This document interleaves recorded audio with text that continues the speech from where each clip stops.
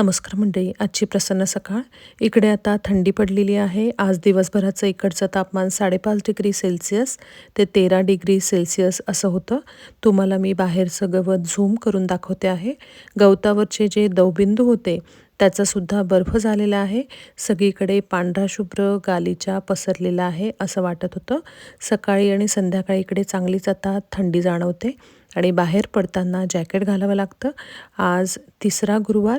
सकाळी आधी लवकर लक्ष्मी देवीचं व्रत केलं.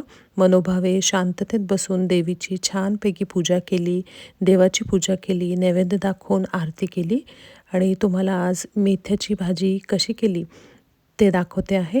आधीच मी 2 दिवस आधी एक मोठी वाटी मेथ्या भिजवून ठेवलेल्या होत्या पाण्यामध्ये आणि सुती कापडामध्ये मेथ्यानंतर बांधून ठेवल्या. त्याला छान मोड आले. या मेथ्यांची भाजी थंडीच्या दिवसात 2-3 वेळा आवर्जून करते. कांदा बारीक चिरून घेतला, हिरव्या मिरच्या, कोथिंबीर, कढीपत्ता, मटार सगळं साहित्य घेतलं.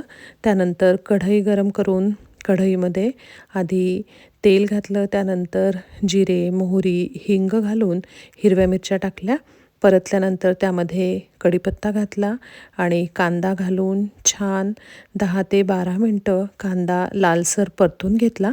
त्यानंतर त्यामध्ये 1 चमचा हळद, तिखट, धनेपूड टाकली आणि नंतर मटार टाकले आणि छान सगळीकडनं परतून घेतलं. परतून झाल्यानंतर त्यामध्ये मोड आलेल्या मेथ्या घातल्या आणि वरून चवीनुसार मीठ पेरलं आणि सगळी भाजी छान सगळीकडनं हलवून घेतली. ताटामध्ये पाणी ठेवून झाकण ठेवलं.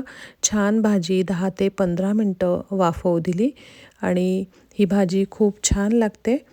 त्याच्यानंतर झाल्यावर त्यावर कोथिंबीर पेरली. ही भाजी पौष्टिकसुद्धा आहे. कांदा घालून ही भाजी केली तर ही अजिबात कडू लागत नाही आणि पित्तसुद्धा या भाजीने वाढत नाही. तुम्हीसुद्धा नक्की ही भाजी करून बघा. भाजी झाल्यानंतर गरम गरम जेवायला वाढलं. धन्यवाद.